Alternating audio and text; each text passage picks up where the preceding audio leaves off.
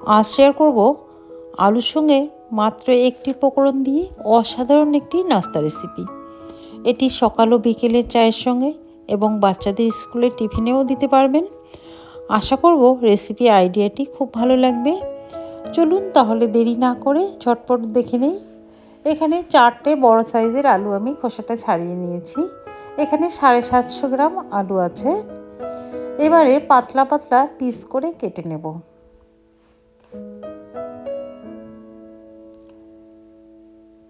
চারটে আলু আমি একই রকমভাবে কেটে নিচ্ছি।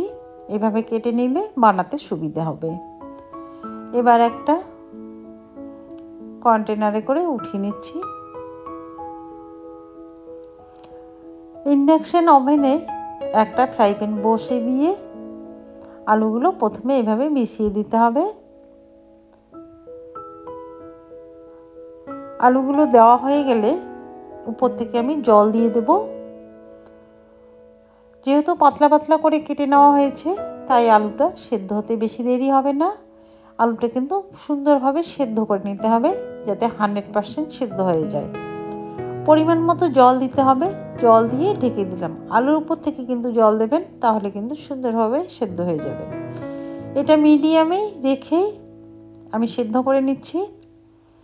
যতক্ষণ না সেদ্ধ হয় চেক করে দেখবেন সেদ্ধ হয়েছে কিনা। একদম পারফেক্টভাবে সেদ্ধ হলে তবে ঢাকনাটা উঠিয়ে নিয়ে এভাবে স্প্যাচুলা দিয়ে ম্যাশ করে নিতে হবে। আমি এভাবে ইন্ডাকশনটা অফ করে স্প্যাচুলা দিয়ে গরম গরম ম্যাশ করে নিচ্ছি। একটু ঠান্ডা হয়ে গেছে, এবার হাত দিয়ে ম্যাশ করে নিচ্ছি। তারপর স্বাদ মতো লবণ দিয়ে দিলাম।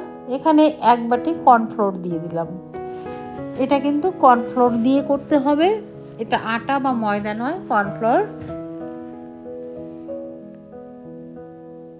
এবার যেভাবে আমরা রুটির ডো তৈরি করি সেভাবে একটা ডো তৈরি করে নিতে হবে।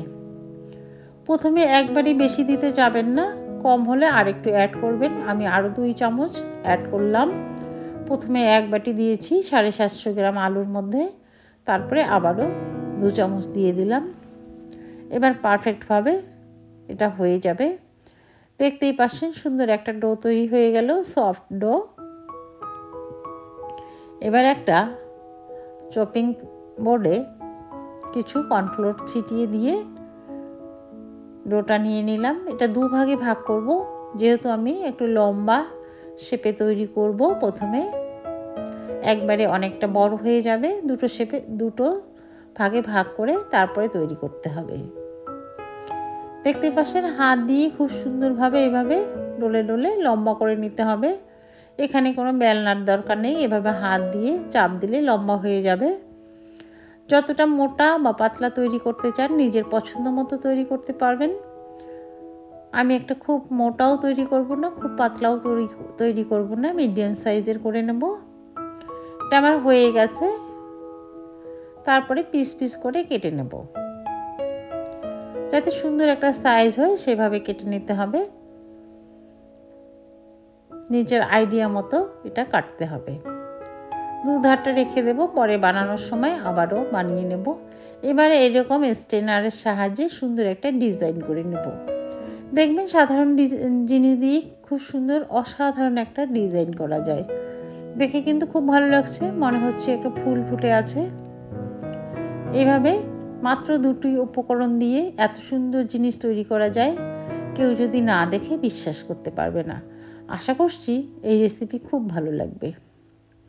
ভালো লাগলে অবশ্যই একটা লাইক দিয়ে কমেন্ট করে জানাবেন। আর সাধারণ এই উপকরণ সবারই বাড়িতে থাকে, একবার ট্রাই করবেন। দেখবেন বাচ্চা থেকে বড় সবাই খুব পছন্দ করবে। আর এটা খেতে কিন্তু অত্যন্ত টেস্টি হয়। এবার আমি সবগুলো একে একে তৈরি করে নেব।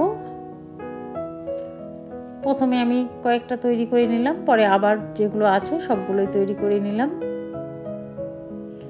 আবারও দেখিয়ে দিচ্ছি এটা কত সহজে এত সুন্দর একটা ডিজাইন করা যায়।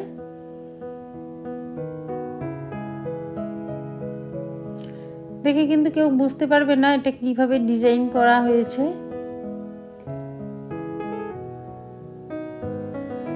সবগুলো হয়ে গেছে, প্লেটে উঠিয়ে নিয়েছি। এবার ফ্রাই প্যানে সাদা তেল দিয়েছি। তেলটা গরম করে মিডিয়াম ফ্লেমে রেখে এটা ভাজতে হবে।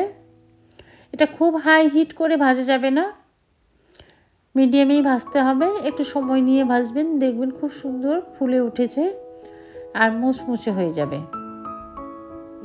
বন্ধুরা, চ্যানেলে নতুন হলে একটা সাবস্ক্রাইব করার অনুরোধ থাকলো।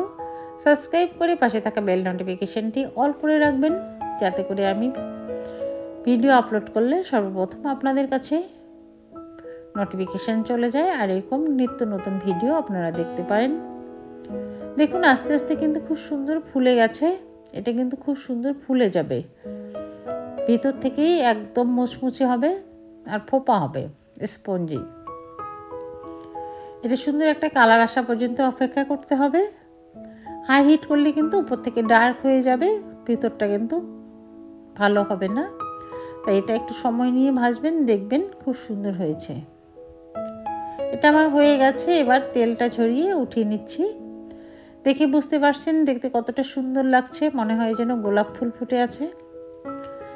একটা একটা করে আমি উঠিয়ে নিচ্ছি।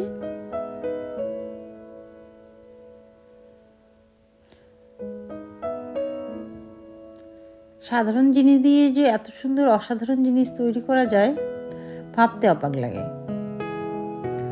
পরের যেগুলো আছে আমি একইভাবে ভেজে নেব। এটা কিন্তু বিভিন্ন শেপেও তৈরি করতে পারবেন নিজের পছন্দ মতো, কিন্তু এই শেপটা কিন্তু খুব সুন্দর লাগে দেখতে।